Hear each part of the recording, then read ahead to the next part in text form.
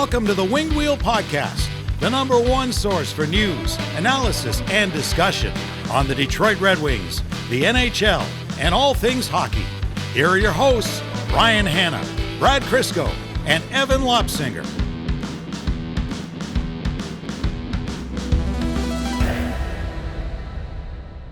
With absolutely no disrespect to Mo Seider, because we love Mo Seider, Simon Edvinsson is like the size of Mo Seider, but just with the tenacity of like Alex DeBrincat, Lucas Raymond in a pile, but with Mo Seider's size. Like, he's a dog in there. He's just ready to... He lets his opponents sign the consent form. Yeah, he does. He always says, "Are you sure you want to do this? Do you consent to me beating the wheels off of you?" And they make that choice for themselves. What a king. Drops Norris, looks at Thompson, waits for Thompson to drop the gloves. He's like, all right, you're going down two now. That was good. The amount of messages I got last night that were like, where was this fire all these games ago? And I was like, okay, you know what? Can we just enjoy something nice? It all started at Wing Wheel Podcast Night in Grand Rapids. Flying Toaster Night. That was the moment. Rocky. That was a much needed win. We were talking before the show. They've got problems on top of their problems. It's baked in the pie there. I don't know what they do besides like tearing everything out and just reinstalling a new team. Yeah, I don't know what the hockey equivalent is of turning it on and off again, but they desperately need to do that. Maybe it starts with trading Dahlin and Peterka to Detroit. I don't know, just spitballing ideas here for them. But yeah, I appreciate them not doing it at the deadline when the prices would have been too high and instead waiting for the offseason. Yeah, I appreciate it. Okay, folks, this is going to be... Actually, first of all, I should say thank you for bearing with us during this little mini break of the Winged Wheel Podcast. Quite a few days off for us. So welcome back to the show. Thanks for hanging in there as I took a little getaway. As you can hear, probably in my voice, I have a little bit of an airport cold. But we're back for our first episode after our trade deadline review episode. Welcome to the Winged Wheel Podcast, here to talk to you about all things Detroit Red Wings hockey, the world of the NHL, and lots more. I'm one of your hosts, Ryan Hanna. I'm Brad Crisco. And I'm Evan. On this episode of the Winged Wheel Podcast, we're going to be reviewing Detroit's 2 games since we last spoke, a really devastating loss against the Ottawa Senators and last night's touchdown against the Buffalo Sabres. We're going to be talking about playoff chances, where they stand in this still incredibly tied race, more news on the Red Wings, and then, as promised, we're men of our words. Prospect profiles start today. Despite the win, I put it out to the universe. We're going to keep them. We're going to start with one of the most notable prospect profiles we could start with, get into some NHL news and more before jumping into overtime. Before all that, very quickly, the Winged Wheel Podcast is primarily supported by our Patreon supporters, patreon.com/Winged Wheel Podcast. If you want to support the show, you get access to our bonus overtime episodes, which record right after these main ones. We let loose, have fun, answer any questions that didn't make the main show, tell stories, bloopers, make it in there. It's a good time. You also get access to our Winged Wheel Podcast Patreon exclusive Discord. Additionally, you're automatically entered into all of our giveaways. We give away 2 tickets to every Detroit Red Wings home game going directly to our Patreon supporters. So again, patreon.com/Winged Wheel Podcast. I got to tell you, the Ottawa game was maybe more upsetting of a result the way it happened than if Detroit just came out and played terrible. The Washington game was frustrated because the Red Wings were awful, especially in the third period, just awful. Oh, there were 3 games. That's right, because we recorded right at the start of the Washington before game. The Washington game, yeah. And I don't even want to rehash that one. That was that was one of the worst third period collapses I've seen from this team in years. That game was frustrating because they were awful. The Ottawa game was frustrating because they were excellent. Capital E, excellent. Just fed Ottawa their lunch for 60 straight minutes. All like the Detroit Red Wings in the year 2025 had almost 50 shots in a game. Like, that's how good they were that game. And Linus Ullmark was better. Yeah, I can't believe they got Dominik Hasek for that game. Literally prime Dominik Hasek showed up and decided to screw over the Red Wings at the worst possible time. Guess how many shots on goal Alex DeBrincat had against Ottawa? 11. 11 shots on goal. That's gross. I refuse to acknowledge that Brad probably knew that. Yeah. We know how Brad is, man. He doesn't know or do anything that we need him to, but when it comes to hockey, anything, that's 100% of his RAM, his storage, all of it is dedicated to hockey. selective hearing is what I choose to think of it as. Okay, actually, very quick. The Washington Capitals game, because again, we were recording as that one started. Detroit was up 2-0. Dylan Larkin with a cheeky goal from below the red line, off the goalie's shoulder/head and in. Seider on the power play. And then the Caps scored 5 unanswered, including coming into the third period. They were on the penalty kill. The Red Wings were on the power play, and they scored shorthanded. And then they ended up scoring shorthanded later as well for their 5th goal, Tom Wilson. So the Caps score 5 unanswered. Terrible from Detroit. That is what it is. The Ottawa game, as Brad said, Detroit played excellent. They speedbagged him. And Ullmark came in and was just, he stole the game. Larkin scored in that game as well, his 27th of the season. There was something notable because this was a regulation loss against a wild card race opponent. And people are going to be not wanting to hear about the wild card race anymore because the vibes are, especially before the Buffalo game, in the gutter. But it's statistically, mathematically, Detroit doesn't even have to claw anything back. They're still right in the thick of it. A regulation loss against Ottawa is terrible because they are one of their wild card opponents, and a terrible call from the referee may have influenced that outcome. Again, between the no call against Edvinsson against Columbus and the whatever the hell that roughing call was against Seider in Ottawa, again, there's no guarantee Detroit wins either of those games in overtime, but that's 2 points that the refs, you could argue, directly cost the Red Wings. The way Detroit was going against Ottawa, I would say they were likely to win that game. The way they clawed back and had stole all the momentum against Columbus, I would say they were likely to win that game. So you can attribute 4 points directly, conservatively 2 points directly to, like, don't get me wrong, the whole game, the refs weren't great against Ottawa, but I forget which Ottawa player it was, Highmore or whoever the hell it was, it doesn't matter. Goes to hit Seider, Seider being the tank, says no. And I don't even know how to describe what the Sens player did. He like grabbed onto Seider's stick and hands and like fell backwards like he was trying to pull guard. And they call that roughing on most. I've never seen Mo Seider get incredulous. Like, he is usually very calm, quiet. Like, guys are punching him in the face in scrubs and he seems completely unbothered by it. He was fuming and he was giving it to the ref good. And I have never seen him do that because that call, given there was roughly 5 minutes left in the game, I forget the exact time. It was a tie game, wild card race. To call that, yeah, Mo Seider was right to be furious. And as soon as I saw the replay of that call, I'm like, I would have bet every dime I own, which isn't much, that 2 dimes. Wow, I was going to say 1. That Ottawa was going to score on that power play. Now, don't get me wrong, that does not absolve the Red Wings of what happened on that power play. You have 3 guys below the goal line on a penalty kill. You deserve to get scored on. Yeah, PK's been bad. But you just knew no matter what happened, even if they played it well, there was something that was going to bank off a skate, off a shoulder, off an arm, into the net.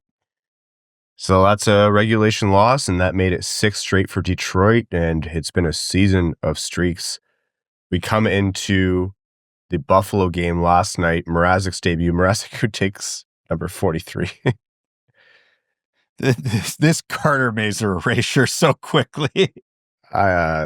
Look, I feel terrible for Carter. He's not going to play for the Red Wings again this year. I think Bob Kaiser said no surgery needed, but the only way he can make it back is if the Griffins make it to the Calder Cup finals. Like, so he'll be out a while. But it is extremely funny to see that. The Darren Helm stands are very confused right now. Anyways, this is why you don't wait to retire players' numbers. Shut up. You think Carter Mazur takes 91 when he comes back? Then? May as well. It's available. Buddy, Sebastian Cosa's taking 91 next year. The Red Wings come into this game against Buffalo. Their playoff odds were at about 7.3%. The guy who does our graphics, very talented, put it together. The Red Wings are at 7.3% with 18 games remaining. The Detroit Tigers, with 14 games remaining, were at 8.7%. And I got to tell you, when I saw that graphic come through, I was like, I don't know, man. The vibes vibes are tough. But the vibes can't have been good anytime you're single-digit percentage to make the playoffs, right? So they're the same sport too, so like it's basically 1-to-1. That's, baseball and hockey, we always say, same pace, all of it. But you got to start somewhere. And as much as it sucks for Detroit, you're like, okay, if you're not going to beat Buffalo, who has the affliction of all teams, you're not doing anything. If the Red Wings had come into that game beating Washington, beating Ottawa on a great streak, I would have circled that game to be the one that Detroit lets slip away. Instead, schedule a win. And I got to tell you, they handled it really well, like extremely well. The opening goal of the game was Tage Thompson, scored through a kind of a moving screen. I don't think it was a great goal from Mrazek to let in his debut, but getting settled in, it is what it is. I think Mrazek settled in pretty decently throughout the game, made some big saves too. So the save percentage wasn't the best, but I thought he did what he needed to do. But Tage Thompson against Detroit is an automatic. If you bet just Tage Thompson anytime score against Detroit is like, just do it. You're going to make free money. But then after that, Kasper, DeBrincat, Kane combined for an unreal first period. First goal is Kasper, who gets the puck shot off him by Edvinsson. Kane made a great play to Edvinsson to start the play. And then Alex DeBrincat scores his 30th of the season for real because he had one taken back on a goalie interference call where Rasmussen impeded the UPL's kind of blocker stick. I thought it was the right call. He went into the crease on his own. It is what it is. But then Kasper on that play does a great job to dig the puck out down low, gets it to Kane. Kane makes a great pass to Alex DeBrincat, streaks down the ice, cuts the middle, snipes it, 30th goal of the season. What a season for DeBrincat, man. And it's not just the 30 goals. Like, he's everywhere. He's in scrums. He's in his own zone. Like, he's contributing all over the ice. I mean, you can make a great case that in this side of the Four Nations break or in 2025 overall, he's been Detroit's best player. Oh, yeah. He's been absolutely on fire, which, hey, he's a goal scorer. That's what you need if you're going to have any hope of making the playoffs. And that play he made, it was just because not only did he cut to the middle in the proper lane and find it, the way he just can turn his wrists when he get there and in one motion still get off a shot of that power with that accuracy, that's incredibly difficult. Most people would have to reset or double clutch to be able to get a good shot off there, and he's just effortless in the way he's able to rip that by. It's truly impressive. And then Patrick Kane gets his own goal for his third point of the period on the power play. Dylan Larkin does a great job to keep the zone, keep the puck while being, worked over on the boards, gets it to DeBrincat. DeBrincat finds Kane, who desperately wanted that puck because he was wide open. And Kane's not like a shooter, but when he's wide open, you always see him calling for that puck. And he makes no mistake on the power play, his 16th of the season. Detroit up 3-1. They go into the intermission 3-2. Second period, Dylan Larkin goes from being inside the Buffalo Sabres bench to getting the assist on the Vladimir Tarasenko goal that made it 4-2. Even Vladimir Tarasenko was scoring. Like, Detroit was that's how you know things are going well. Yeah. Detroit's power play lets one in as Zach Benson gets his 10th of the season. And then in the third, Patrick Kane, again on the power play, brings it out in front on a play with rebound. The puck's going everywhere from DeBrincat and Raymond. Maroc Kasper scores again from DeBrincat and Kane. Kasper, Kane, and DeBrincat, that trio, like, that's nice to see those three humming together. We've been begging for a 2C that can play with those guys ever since Patrick Kane got to Detroit. It's a lot to ask of a rookie, but hey, Kasper got his time on the first line, did well. Now they're asking him, hey, you got to not carry a line, but he's got to do a lot of the heavy lifting on that line. And if it's not going to happen every game, I understand that. But if you can have a game like that, even though it's the Buffalo Sabres, it's a pretty big indication that it's well within his capabilities. I don't know if Soderblom's the answer to fill Kasper's spot on the first line, but he's at least doing an admirable job of it. But if this is your second line and you're only trying to plug now one hole in the top six, it's a very positive development. And you're right that you have to do a lot of heavy lifting. Like, you got to move, you got to be able to capitalize on offensive chances. But also the 2025 version of Alex DeBrincat makes this a lot easier because, again, he's the one who forced the turnover down low, got the puck out, and then, between DeBrincat and Kane, they found Kasper in front. So it was a good combination there. it's one game and it's the Buffalo Sabres, but that, I think you tweeted at one point, it really felt like Detroit was unloading like 7 games worth of frustration on Buffalo. They were just tuning them up. Their whole game plan was, we're going to have the appropriate amount of goals for a 7-game stretch, and we're well short of it tonight. We need to make up the difference. And it's probably worth pointing out, obviously, you see the stat line from DeBrincat, Kane, and Kasper against the Sabres, and you go, oh yeah, that was a great game, and they got rewarded for it. They were doing that to Ottawa too. Yeah. The only difference was Ukko-Pekka Luukkonen couldn't stop a beach ball. Linus Ullmark was stopping everything he saw. McLellan said, I don't know if it was before this game or before the Ottawa game, it's like Detroit's shooting percentage was low, and he said it very diplomatically, but he's like, we're not getting a save. And I mean, you look at the other things ailing Detroit, too many turnovers, defensive misses, the PK blows, but in a few of those games where they had lost, those things could have existed as they were. And if they just got a save, they probably would have won 1 or 2. And if they were more efficient in their scoring, which I mean, if they scored more goals, they would have won more games. It's a hot take here on the Winged Wheel podcast. But genuinely, if they just got a save, that's at least another win or 2. They weren't that different during that losing streak than they were in the winning streak. A little bit. The scoring was more efficient for sure, but it kind of just comes down to the goaltending and the PK in my mind. Well, if you look at the 2 games before the Sabres game, it was your goalie costing you the game in 2 very different ways. The Ottawa game, again, Detroit should have won that game 10 out of 10 times. They were just so good, and Ullmark was so good. And all it took was one really bad goal for Talbot to let in, the first one from Perron, where he's sliding the other way before Perron even shoots. Like, I just can't wrap my head around an NHL goalie doing that. It was his only real mistake of the game, because even Ottawa's second goal, there's not a damn thing he can do about that. He has 3 of his defenders below the goal line, and he's facing a 2-on-1 from 10 feet out from the net. Yeah, you can't expect your goalie to save that. And then the Washington game, yes, the team melted down. The power play was atrocious. The penalty kill was atrocious. The 5-on-5 was atrocious. But all 4 of those third period goals that Washington scored were stoppable. You don't expect your goalie to get all of them, but 1 or 2 or even 3 would be friggin' nice every once in a while when you're in a playoff race. Like, I remember the one from Protas. It was a wicked snipe in the top corner, but a lefty should not be beating a goalie far side from that angle ever. Ever, ever, ever. Full stop. Should never happen. Tom Wilson's breakaway. It's a good deke, but a soft backhand through the 5-hole, if your stick's there in the right spot, it's a save.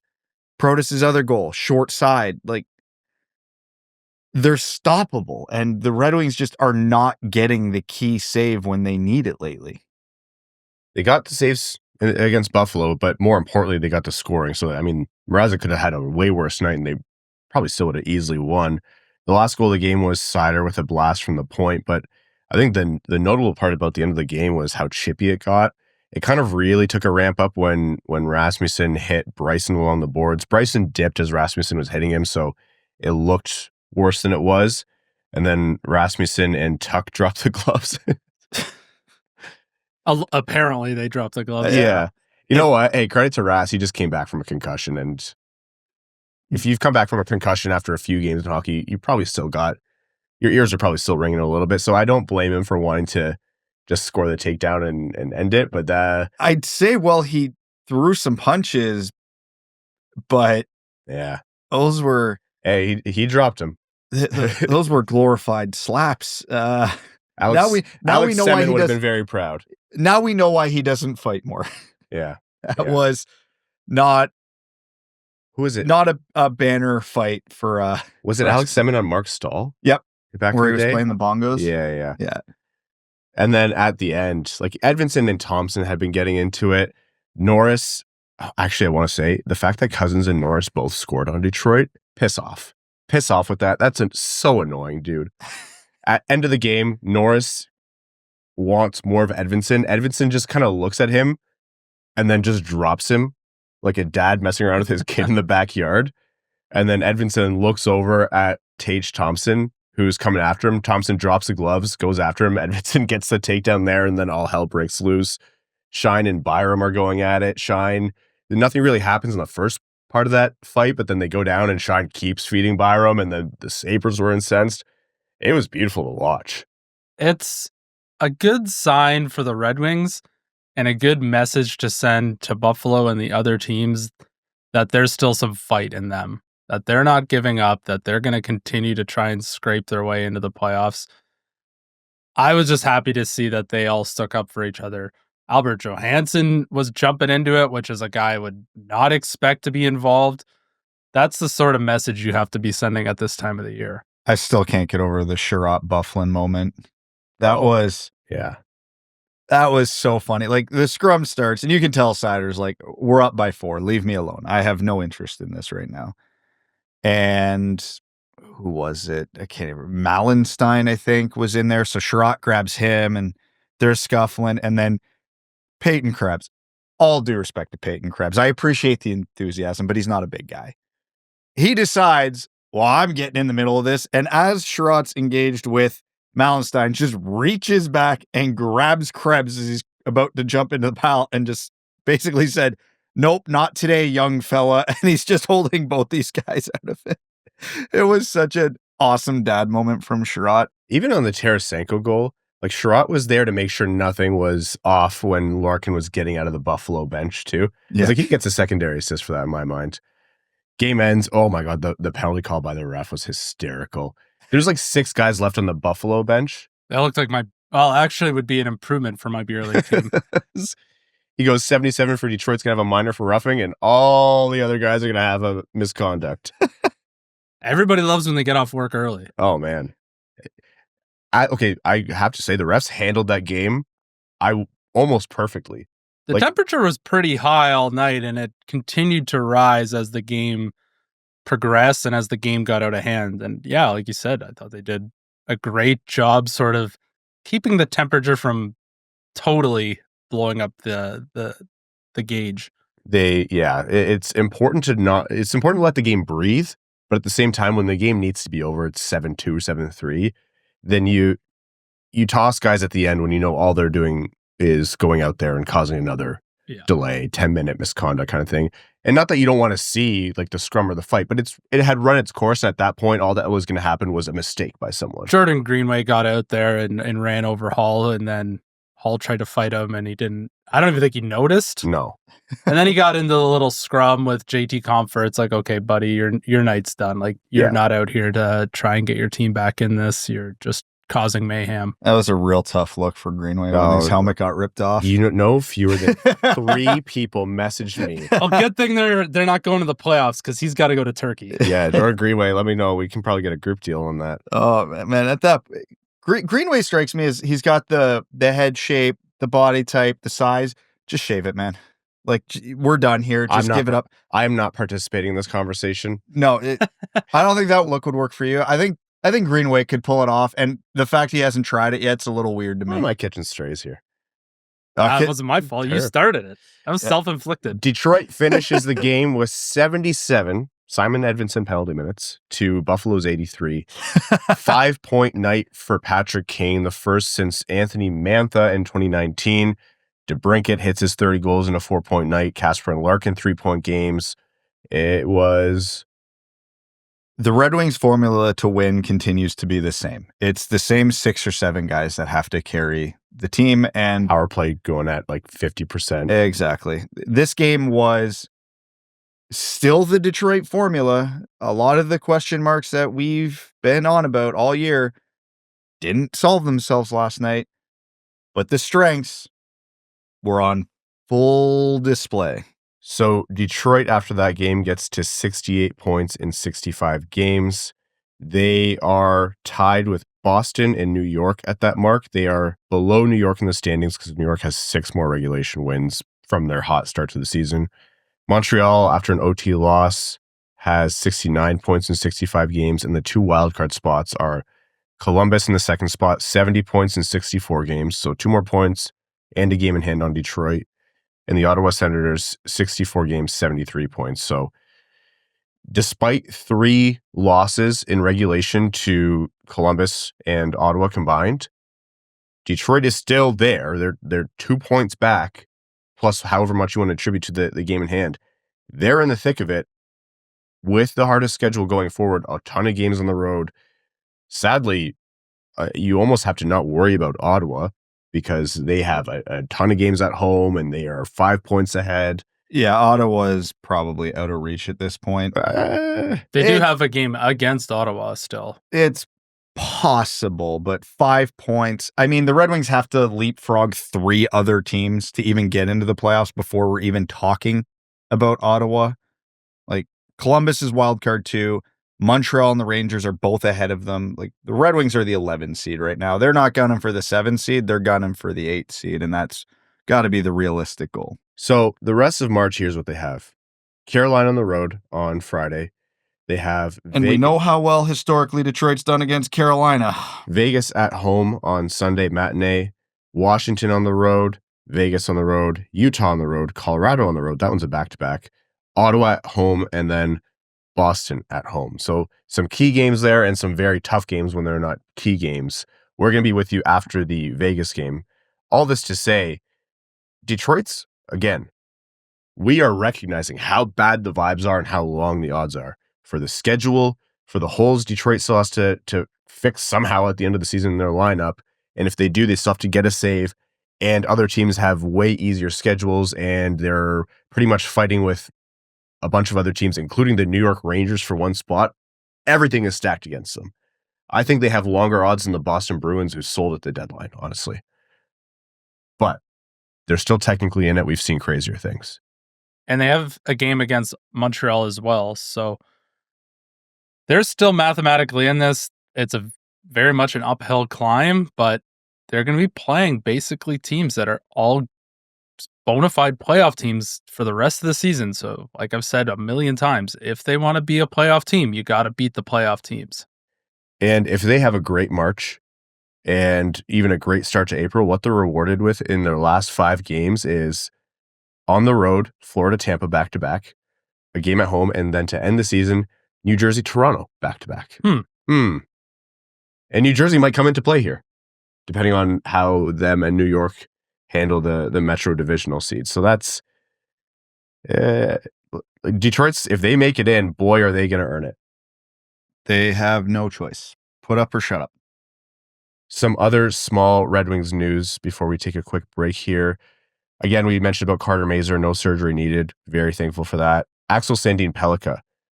There's more conversations about him maybe coming over at the end of the season, depending on how Skellefteå does to end the year and in playoffs over there.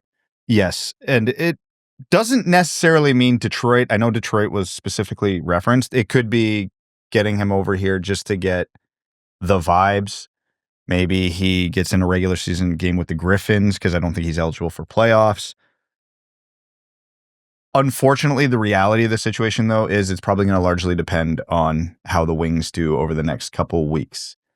Because if the Red Wings are doing well and those last 3, 4, 5, 6 games, whenever he would get here, matter, I can't see them being keen on throwing not only a rookie in there, but an undersized defenseman with 0 NHL experience into that situation, fairly or unfairly. Everybody I know is screaming at their screen or their whatever they're listening to this through right now going, oh, there's no way he's worse than Hall or Gustafsson. And you're right, but that's not how NHL coaches think. They are very risk adverse because if McLellan throws Sandin-Pellikka into a key game and he makes a typical rookie mistake and the Red Wings lose by 1, it's a big deal. Now, if the next stretch of games doesn't go well for the Red Wings and those last handful of games mean nothing, yes, there would be a lot of benefit to ASP getting a taste of the NHL, getting a feel for the pace, what it's like, et cetera, et cetera, et cetera. ASP, third pair, 17 minutes, ton of power play time, saves the season. So Brad's giving you the rational take, but I'm giving you the take that gets you into the books. Listen, I would put him in regardless because, again, we've been watching Gustafsson and Hull, and it's at the point where the conversation, can it actually get worse, is being had.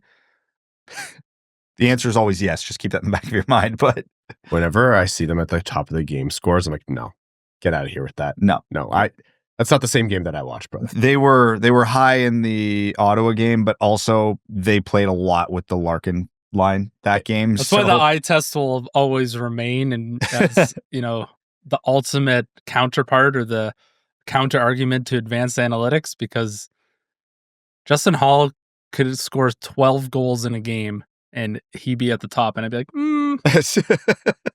I don't know. 12 is not enough for you, huh? No. Yeah, that's when you learn a lot about how, and this isn't an indictment, but cumulative stats over the course of a game. And yeah, there's going to be a lot of expected goals when you have 49 shots on net, depending on who's on the ice. Anyways, we are going to take a quick break here to hear from the sponsors of the Winged Wheel podcast. And when we're back, finally, folks, prospect profiles. Back after this.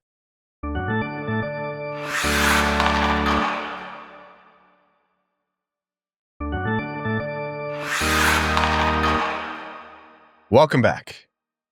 Michael Misa, our first prospect profile of the 2024-2025 season as we head into the 2025 NHL draft.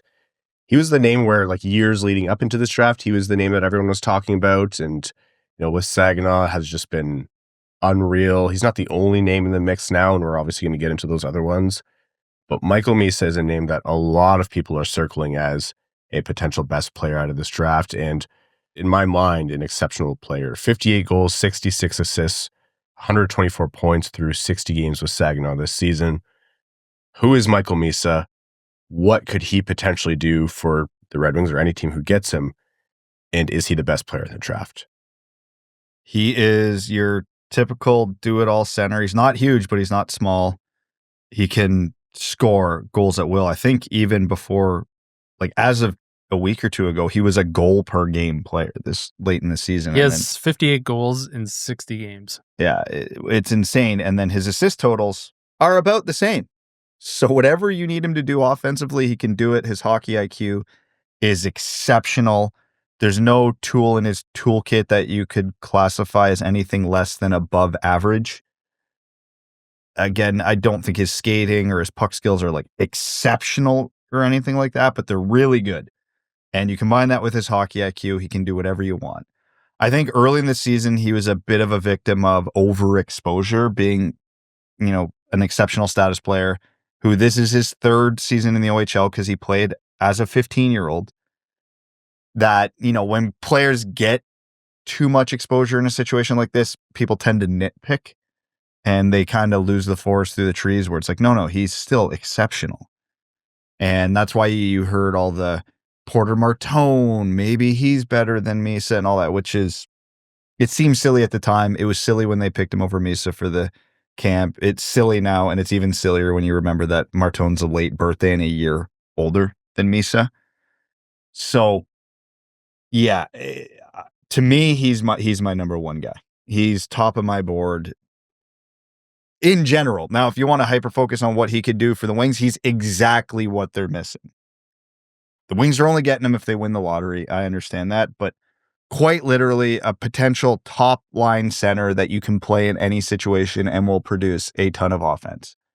Exactly what the Red Wings need. Yeah, I think, well, first and foremost, I'm not really interested in doing prospect profiles of players who don't make their World Junior team. So automatically he can't go in the top 5 for me. And also I should mention, now that me and Evan are here under duress. We did not agree to these prospect profiles. You guys got so much time. Oh my God. It was don't bring me into this argument. Yeah. Brad, we should have. It should have been. It wouldn't have been snowing when we should have started these. And I mean, on the other side of winter, Brad. You know how much resilience I showed? I'm a martyr. You should build a statue of me. I was mentally preparing for the season ends. We start prospect profiles. Okay. Well, since when do we do that? Well, exactly. We haven't had the opportunity. Exactly, Ryan. But in all seriousness, Michael Misa came into the OHL as a 15-year-old. All eyes are on him at all times, and that's extremely unfair as a 15-year-old. But those guys get combed over and handpicked to have exceptional status.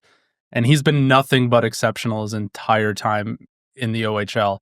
He was over a point per game as a 15-year-old in the OHL, one of the best development leagues in the world, and he was over a point per game. He would be exactly what Detroit needs. He processes the game higher than almost anyone in this draft. I really think what's going to hurt him, and that's going to, tell what GMs have done their homework and what scouting departments have done their homework, is the fact that he missed the World Juniors. As unfair as that is, that will be a big part of it because he didn't get to do the best on best showcase. Is he better than James Hagens? Yeah, maybe, but he didn't play in the World Juniors against James Hagens, and that matters a lot. So there is a potential scenario where he falls down the boards just purely based on that, and that you can say that's fair or unfair, or he is the best player in this draft or not, but there's a world where that happens. I do think there's an argument to Team Canada did everything with that tournament so poorly that him getting left off might actually be a tick in his favor. They're like, well, if they didn't like him, that means he must be doing something right.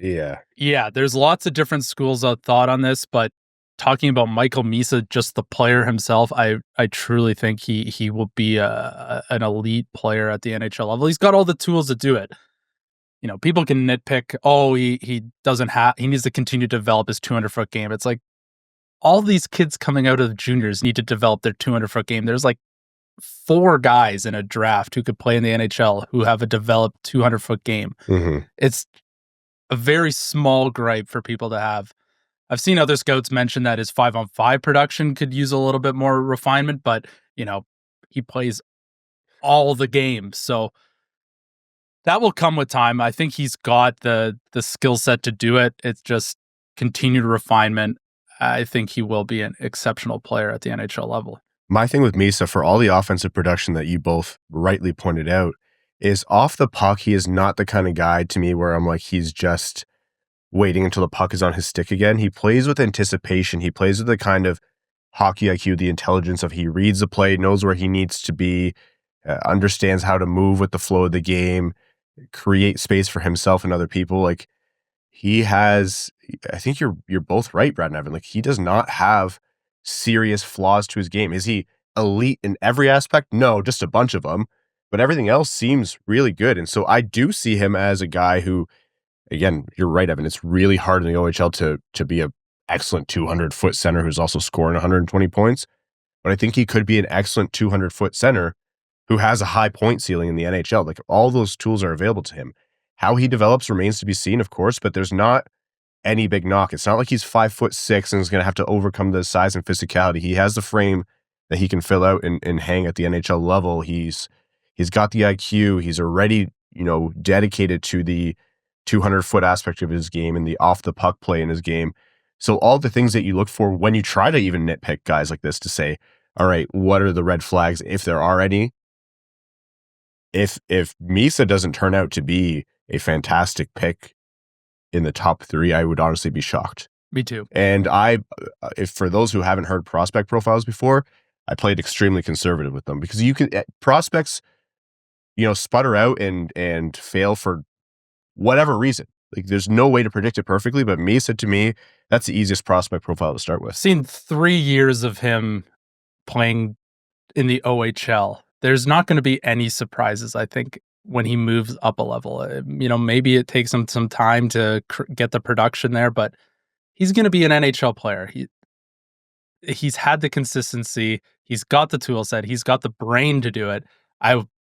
There's in no world I don't see him being a productive, absolute minimum top 6 forward on an NHL team. I think the actual most fascinating conversation around him is, what does he do next year?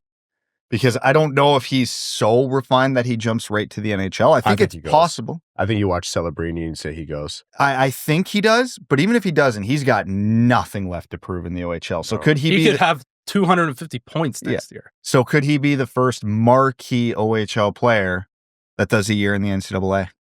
Oh yeah, because if his NHL team, that whoever drafts him deems probably not gonna stick here this year, does he jump over to a Michigan, a BU, something like that, and get a year in there before he jumps to the NHL? And as Evan mentioned, like the not being named to Team Canada is something that would probably have knocked his eligibility in terms of rankings or candidacy for being first overall. But then Schaefer's injury kind of brought that back down. So I don't know. I think he's in the mix. And to close out the profile, I hear a lot of complaints about top of this year's draft class, saying there aren't any elite players, but this doesn't feel like the Slavkovsky right year to me. We'll see how it feels as you go on, but I do feel like there are, like, Misa feels like an elite number one center potential guy. Hagens feels like an elite number one center kind of guy. Schaefer feels like a possible top pairing number one guy. I understand it drops off pretty fast, but I don't think there's a lack of talent, at least in the top bunch. No, I put it ahead of the Slavkovsky draft and the Owen Power draft. Not substantially, but I think the top three are good enough that we'll look back at it and we'll at least think this draft is ahead of those. Michael Misa, Saginaw Spirit, our first prospect profile this season. In all likelihood, not going to be relevant to Detroit unless they fall precipitously and then win the lottery. But I would say crazier things have happened, but they had no crazier things have happened than that. That has literally never happened as long as we've been doing the show. Detroit doesn't win draft lotteries, but it's fun to talk about Misa while we can. Okay. As Evan steps out on important government duty, we are going to jump into some NHL news here before overtime. The Rantanen saga. You thought it was over after the trade deadline. Gets traded, signs the deal with Dallas. Wow, Jim Nill got him at $12 million. They got him for cheaper than what Carolina was offering him and what Colorado was offering him. Wow, Rantanen is, people are going to be mad at him, but that was an interesting tale that kept unfolding. He went into Carolina and essentially said, I'm only going to one of 4 teams, because he was blindsided by the trade to Carolina. Him and his agent, it sounds like his agent was advising him that the Colorado messaging that he could be traded was just a pressure tactic. And they were actually surprised when he was traded. Because I heard something that would make this make even more sense from Carolina's standpoint, where when Carolina approached Colorado or Colorado approached Carolina, whatever direction that went, they obviously wanted to get a vibe from Rantanen. So Colorado approached his agent and said, would he be willing to extend if we trade him to Carolina? And yeah, like you said, I think they just thought it was a pressure tactic. So they said, yeah, sure, why not? As kind of like a counter pressure tactic. And then all of a sudden, oh, it wasn't a bluff. And he was like, well, no, I actually don't want to extend there. So came in, told Carolina, and he was going through a lot. Like, whether you blame him or not, I think that's up to whether you lean towards the player or the team. But he told Carolina, I'm willing to sign and extend in 4 places: Florida, Dallas, Toronto, Edmonton. Toronto actually had an offer on the table where they offered all of their, prospects that they would have had at the deadline, Minton, et cetera, et cetera. Carolina reportedly asked for Marner. And I think Toronto very smartly went and asked Marner, because you don't know what's going to happen with Marner. And they're like, we want to keep Marner, but there's no guarantee. He's not signed yet. It doesn't seem like he's going to be signed anytime soon. So they asked, would you waive? And Marner said no. Can you imagine the drama of 2 massive Rantanen trades, both of them shocking blockbusters this season? First of all, this is how we win. Yes. Second of all, yeah, like Rantanen didn't go to Detroit, but he may have helped in pushing Marner to Detroit. Yes, correct. So I saw some people get mad at the Leafs for this, which didn't make any sense to me, because if you're Mitch Marner and you truly, really do want to stay in Toronto, you would have extended by now. And if you're the Leafs looking at this going, well, he hasn't extended with us, so we can't be confident he actually does want to stay. Rantanen is saying he does want to extend with us. Like, we are an option. If you're looking at both these guys on the trade deadline or leading up to it going, this guy will sign this extension, this guy won't, you want the guy who's going to be there for 8 years. And if the other team's saying, well, we want the other guy to get this guy, okay, well, yeah, why wouldn't you do that? Rantanen's going to up for 8 years. Marner won't. Seems like a pretty no-brainer for the Leafs to at least explore the option, right? Didn't end up happening. And I'm not saying there's no chance Marner re-signs with the Leafs now. Maybe the Leafs haven't come up to his number, whatever. Things can change. Friedman always says one phone call can change everything. But as it stands from the Leafs standpoint, yeah, that's made a ton of sense. And if you're Carolina, you want to win the Cup now, you might want to find out if Marner will extend there. If Rantanen, for them, obviously wasn't. They knew he wasn't. So if we can get another superstar player who might, that's a net gain for us. So it makes sense from everybody's standpoint there. But of course, because this happened in Toronto, it's a massive story. But enough of that. How does this affect Detroit? Well, hold on, because we're not done. Another deal that would have been a blockbuster and massively shaken up the NHL almost happened. He had an agreement to extend, in principle, with the Edmonton Oilers. Edmonton just couldn't get the trade done to Carolina's satisfaction. And I know Carolina is getting ripped on for this, because why would you trade for Rantanen if you couldn't sign him? And that's a whole different conversation, as Brad alluded to. But they still walked away with Stankoven and 2 firsts. That's not nothing. We talked about it last episode. I think that return is being far too minimized, especially if you consider, turning Necas into that before Necas was playing like he was this season. Like, I've seen way worse returns. But if Edmonton could have matched that, can you imagine a long-term forward trio of McDavid, Draisaitl, Rantanen? That would have been stupid. Another aspect of this is, okay, the Oilers couldn't get it done. I don't know, if you had a Holloway and a Broberg to deal, if you're willing to move on from them, those would have been some attractive pieces for Carolina. You have to think. Sometimes you just can't control what you can't control.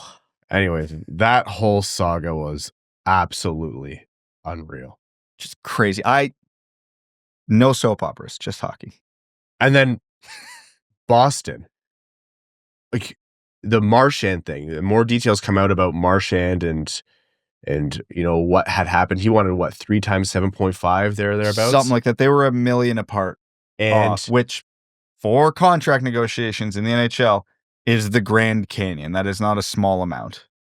Far apart, and right before he got traded, reported that he was willing to meet Boston wanted to meet face to face and was willing to meet them in the middle on an agreement. Boston says, nope. We'd rather trade the face of the franchise, our captain, our character leader, for a conditional second that might turn into a pick at the end of the first round. I get he's hurt. He might not be back. There is a chance, to defend Boston for a minute here, there is a chance that... First off, how dare you? I know. I feel gross. But with his injury, he might not be back till playoffs. He might have already played his last game for the Bruins, trade or not. They're almost certainly not making the playoffs. If they couldn't come to an agreement on an extension, he might never have played for the Bruins again anyway.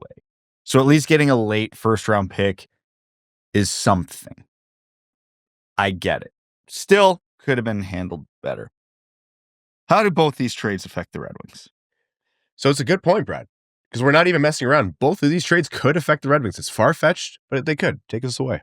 There's no way Boston isn't going towards a rebuild here. If they're doing anything other than a rebuild, I can't even begin to go through the ways of questioning what Sweeney is doing.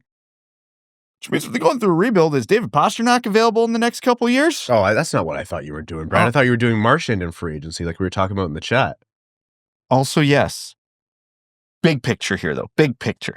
And I can't believe I'm sitting here advocating for... But when I saw that come through, first off, I was too busy not sticking greens and mountain desert golf, so very hard. But I was like, Marchand's older. He's not the player he used to be. But if you think about the kind of character and been there, done that, and the way to play this version of the NHL game, Marchand's kind of worth the money he's asking for in my mind. If you can't find a long-term solution and you need another stopgap, which isn't the ideal solution for the Red Wings, I know, but the Pasternaks, Marners, Rantanens of the world do not come available all that often, and it's even less likely you get them when they do. I'd much rather have a Brad Marchand than more of the Andrew Kopps. You know what I mean?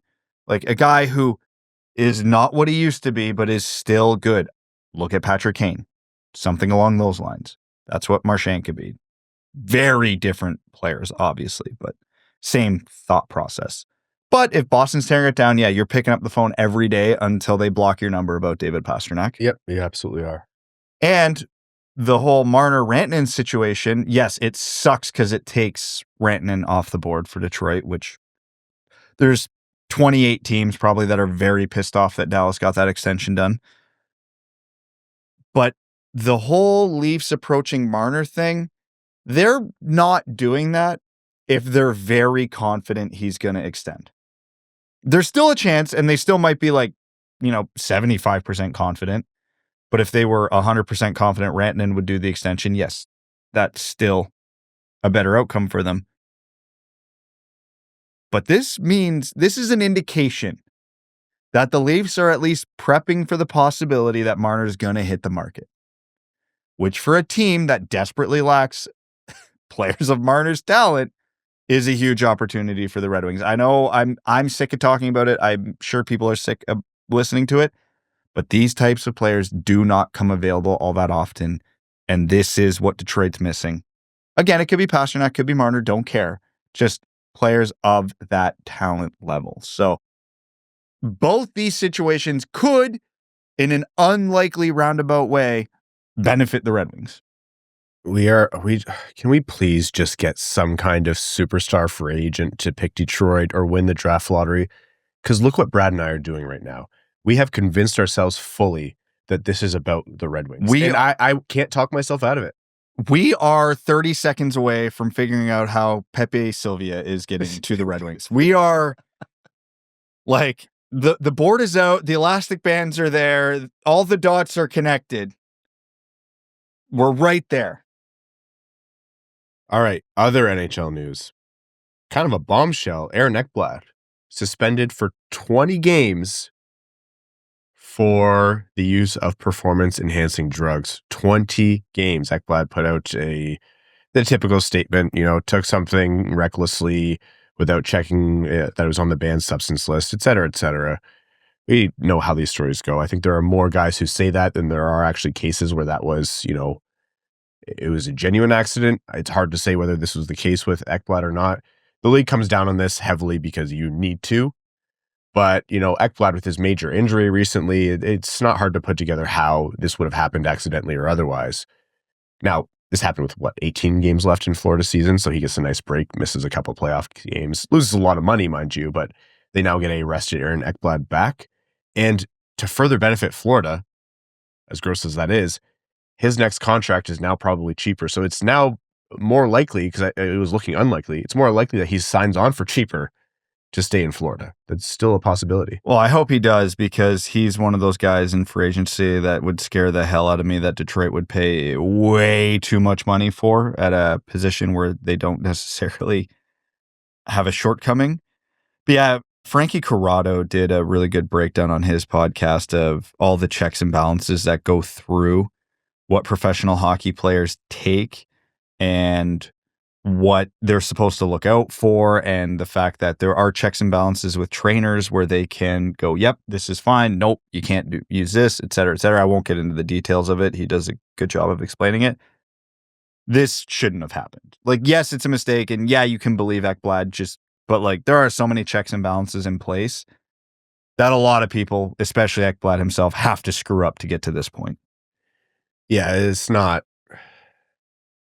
They come down heavily on two things: performance-enhancing drugs and gambling. And I know people always point to one or the other one once the question happens to say, why was that one more? Why is that one more? For the integrity of the game, you have to slam both of them. You really do. I know there's a lot of comparisons drawn to the Shane Pinto thing, but I was like, I don't really see how that's relevant here. Anyhow, it's interesting. Aaron Ekblad's going to be a curious target for a lot of teams. I'm kind of scared of what an Aaron Ekblad long-term contract and free agency would look like, because I don't know how much I believe in the player versus reputation in that case. But who knows? One strong postseason could change a lot of minds, or maybe he doesn't come back the same way. We'll see. I'm so sad Evan's not here, because we didn't get to talk about with him here the still photo of Benoit mid Superman punch on Kesselring. And everyone who watched that knows after, it didn't really land, and he got fed like 7 punches after that and had to reset his own thumb in the box. But does that picture go hard? Like that is ultimate dudes rock energy all around. You don't have to love the outcome to respect the hell out of the effort. Just absolutely love the full send mentality there. Like, well, I'm going to put my fist through the back of his skull right now, and if I miss, oh well. He's like, he watched Four Nations. He watched Florida win the Cup last year. He watched the way the NHL is progressing right now, where they're kind of re-embracing the physicality of the game. And he was like, hell yeah, I'm putting on a show. Like, if you decide in the moment that you're doing a Superman punch, you're a sicko. But you have to have been thinking in your head, if I ever drop him again and the opportunity is there where I have some space to do a little jump, I'm doing a Superman punch. Like that, he was planning that. That's just guys being dudes. Absolutely. Just rock star shit. We'll have to bring this back up with Evan because he's going to want to talk about it, maybe in the overtime. All right, we are going to take a quick break to hear from the sponsors of the Winged Wheel podcast, and when we're back, the final segment of the show. We're going to overtime. Overtime is brought to you by our Patreon supporters, patreon.com/Winged Wheel podcast. Again, if you want to support the show, the bonus episodes, the overtimes, the giveaways, the Discord, all of that and lots more. And it allows us to do everything we do. More coming in terms of how we use your support to support the Jamie Daniels Foundation as we get into this final stretch of the season. But again, patreon.com/Winged Wheel podcast. All right, first question is from Give Simon the Heart. Says, does ASP have the easiest path onto the Red Wings next year out of any prospect? I would say no, because it really depends on how he can come and play the NHL game. He's not a weak, kind of meek, afraid of getting into the hard areas player. Like, he does not play his size as a defenseman, but it is still a tough transition to play NHL hockey. The SHL is no joke, though, and he's already playing against men. I think the reason why he's not the obvious answer is because Nate Danielson or a healthy Carter Mazur or, Kosa, like those guys have the path in. You'd have to imagine Danielson has the spot next year. Yeah, I would say the easiest path doesn't mean he's going to get it. Like, I'm not saying there's no chance ASP comes in and just takes one of those right D spots next year. Fully possible. Danielson, if they want him to play in a top 6 role and they do not want him on the team unless he's playing a top 6 role, there's openings. Like, he could at center and wing. Like, he could slot and grab one of those. If their path is, well, we'd like him to develop lower in the lineup, play maybe some third line wing center, the Red Wings bottom 6 isn't good. He can easily steal one of those jobs. And he's played a full year on North American professional ice, which Sandin Pellikka hasn't done. You can argue what's better, the SHL or the AHL, but I can tell you that NHL teams are going to prefer the AHL. So he's got all 3 of those things going for him, whereas Sandin Pellikka, yes, you could make the same argument, look down the right side of the Red Wings defense, there's spots available, correct, but him playing on the bigger ice versus the smaller Grand Rapids professional ice is a big factor. All right, 2 people asking similar questions here, so I'll read them both. Daniel Kapla says, thoughts on Gustafsson? I feel like he's the weakest link in the defensive group right now. The acquisition was based on him running the power play at the point, but he just seems to make so many mistakes and turnovers. Would Ghost have been better to keep? And the other question here is from Udalali, says, excluding their cap hits, who would benefit the Red Wings more to buy out, Hall or Tarasenko? So the reason I brought those 2 up together, those 2 questions, is because those are 3 guys who are looking down the barrel of a buyout this offseason. Hall, Tarasenko, Gustafsson. So the obvious answer is, yeah, keeping Ghost would have been preferable, all the whys aside. But between those 3, if you had to pick just one, which would it be? And do you think it's just one that gets bought out? Or none, maybe? So I was bored at work the other day. We were pretty slow, so I just started screwing around with what would have to happen on the Red Wings roster for them to be more than just a fringe playoff team. And without getting into the who they have to sign and all that, I ended up settling on 2 buyouts. And for me, it was Tarasenko and Hull, because one of these three, they make the most money. So if you're looking for cap savings, this is where you're going to get the most bang for your buck, right? Gustafsson only makes 2.5. Hull's over 3. Tarasenko's over 4. So even if you keep Gustafsson on the roster, he could easily be the 7th defenseman, and it's not going to really burn you cap-wise. So that's where I fell on that. I don't think it's crazy all three of them are gone next year. But when you want to compare just Gustafsson to Hull, I think they're both, to put it harshly, useless. Gustafsson is a turnover machine who has not brought the offense that would need to be there to compensate for the mistakes. Like, I can tolerate, to use him again, an Erik Karlsson because he's useless defensively, but you are getting a lot of value in the other end of the ice. So you can take that trade-off. You're not getting that from Gustafsson, so he's not. But man, watching Justin Hull, he does nothing but glassing out. Like, he is death in transition, which, oh man, if it's you were the best version of Justin Hull is one where he comes in and for a streak of games, you don't notice him. Yeah. We had some fun with it at the start of the season when he didn't look terrible, and you're like, yeah, if he can do this.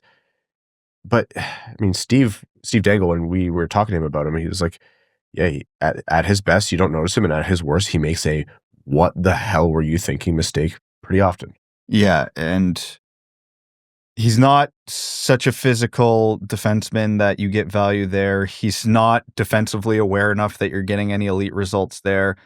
And he just can't move the puck lately. Just plays die on his stick. So at least with Gustafsson, I still have in the back of my mind, if you need him to fill in on the power play in a pinch, he's useful there.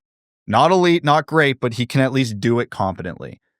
I'm struggling to find a reason to keep Hall in the lineup, like with what he provides. Yeah, I think I land on the same answer. I could also see a justification to, if you didn't want to have 2 buyouts in the books for, because then it doubles the amount of years the cap hit, et cetera, to also hold on to Tarasenko on the off chance that he can find a little bit of form and you can ship him out to another team for next year's run. But I think for the sake of freeing up a spot, you're talking at least Hall here. We'll see. I wouldn't be terribly surprised if this is a multi-buyout offseason for Detroit. It also depends on how many guys come in and earn spots, right? So it's less about cap as the cap rises dramatically and more about spaces. And it's probably worth mentioning. The Red Wings, it's a positive for right now, have a lot of young guys on the roster, a lot of rookies, a lot of first-year guys. That means there isn't that many left outside of the organization ready to go. You still need bodies to fill these spots. And if the Red Wings aren't confident that they can fill those 3 gaps in free agency or trades, which they should be able to, but if they don't think they can, they're going to have to keep somebody, because you can't just throw 5 rookies out there at once and call it a day. That's, as much as we love Bouillon and Danielson and Kosa and Mazur and Wallinder, they're not all making it next year. That's just not feasible. So someone has to play in these roles. All right, next question here from Brandon Nimps says, assuming Rantanen would have signed in Detroit for the same contract or, some take-home money, what would have been a comparable trade for the Wings? Pretty simple. Kasper and 2 firsts might be too much because Detroit's firsts are way more valuable. It would have been Kasper, a first and a second, just because the added value from the 1 first-round pick would offset. You're basically moving 10 spots in the one direction and going 10 spots the other direction, or 15 and 15, whatever the math works out to. Yeah. Which would equal out the value, but that's probably what it would have been. Guess the point totals right now off the top of your head for Kasper and Stankoven this year.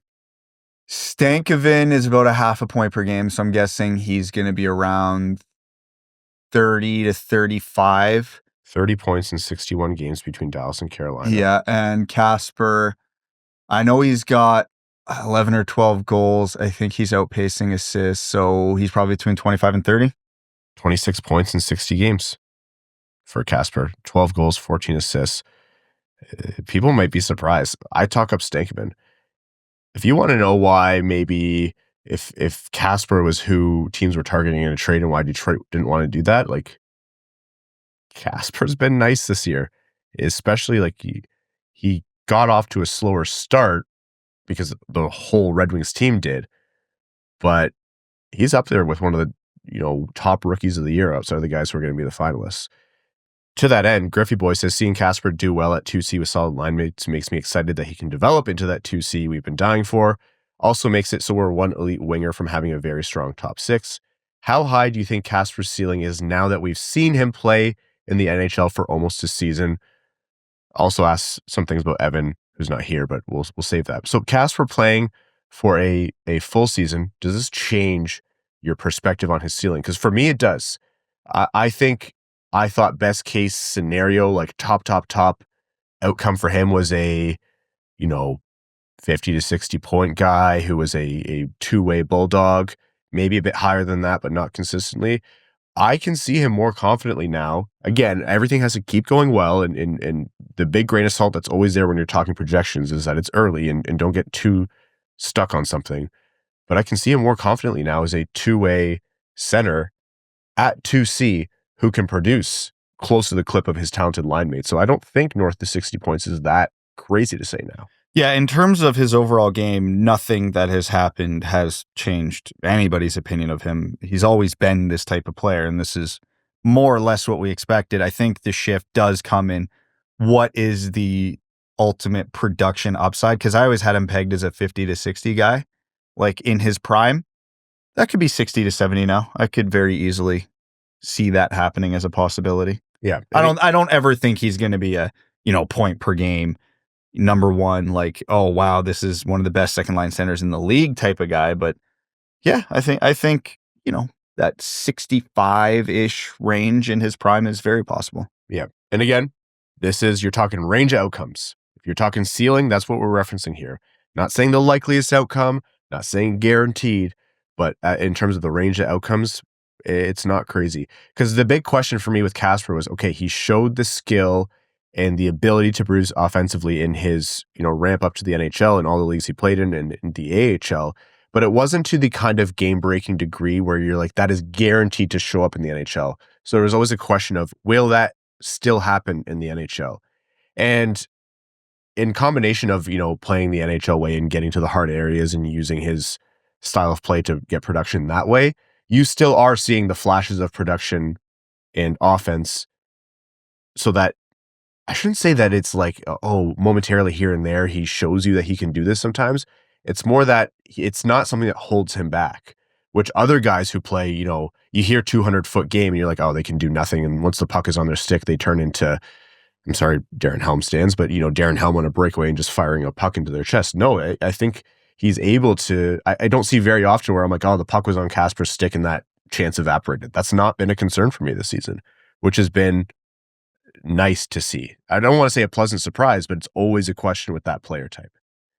All right, we're going to wrap up this episode of the Winged Wheel Podcast. Thank you all so very much for tuning in. We are going to be back with you on Sunday after Sunday's game as well. So thank you again for bearing with us on this break. Thank you to the sponsors of the Winged Wheel Podcast, and thank you to all of our listeners, new and old. Really appreciate you spending the time with us. Nice to talk after a win. And if you want to continue to support the Winged Wheel Podcast and go above and beyond, patreon.com/Winged Wheel Podcast. And if you want to support the show, but Patreon's not for you, honestly, just wherever you listen, whether it's Spotify, Apple Podcasts, YouTube, leave a rating and subscribe to the show, the stars, the reviews, the thumbs up, share the show with a friend. It all helps us a ton. To all of our Patreon supporters, we could not do this without you. And to our name level sponsors, we thank you so very much.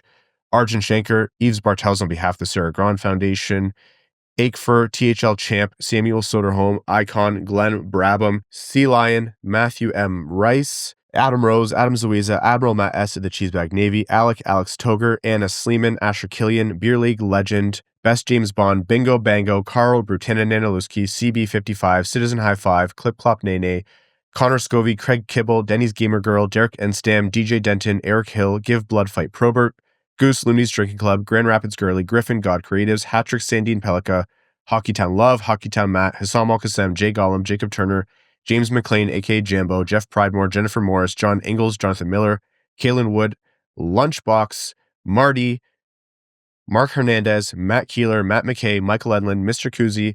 Now I have to learn how to click on a Macintosh. Podgy713, RA, Richard Perkins, Roy, Donk, Richard, brand new name level supporter. Welcome to the Dub Dub Club. Ryan Britt, Ryan has more back hair than head hair. Brand new name level supporter. Thank you for that. Welcome to the Dub Dub Club. Off to a hot start. Sam Bankson, Skeletor, Slim Smitty Cards, Stephen Ortley, that's what I appreciate about you. Wallman's Elite Dancing D, Wings fan in Chicago, Eiserplan Stan, Aaron Hudson, General Andy Bohan of the Cheesebag Army, AA Ron, All Motor No Hands, and Stanislavski, Baked, Starfish, brand new name level supporter. Welcome to the Dub Dub Club. Thank you so much for your support.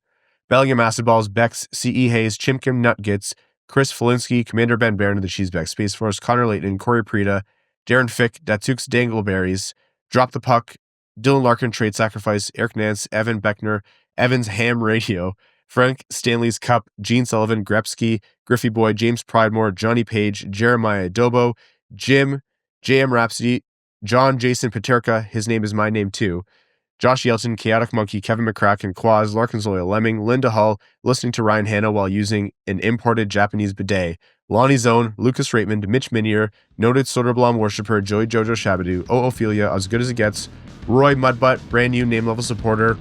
Thank you so much. Ryan M, Sam Miggs, Sandy P Right Hand D, Steven, that other guy, the Hodag, the Hat 123, Trent Thorough, Wings fan in St. Louis, Scott, and your second favorite patron. Appreciate you all. Talk to you Sunday. Thanks for tuning in to the Winged Wheel Podcast. Be sure to visit wingedwheelpodcast.com, where you'll find links to subscribe to the show on Apple Podcasts, Spotify, YouTube, or wherever you get your podcasts. You'll also find ways to support the show, like Patreon, official podcast merchandise, and more. And don't forget to follow us on X at Winged Wheel Pod, at Ryan Hanna, WWP, at Brad Crisco, and at Hockeytown Evan, as well as Winged Wheel Podcast on Instagram.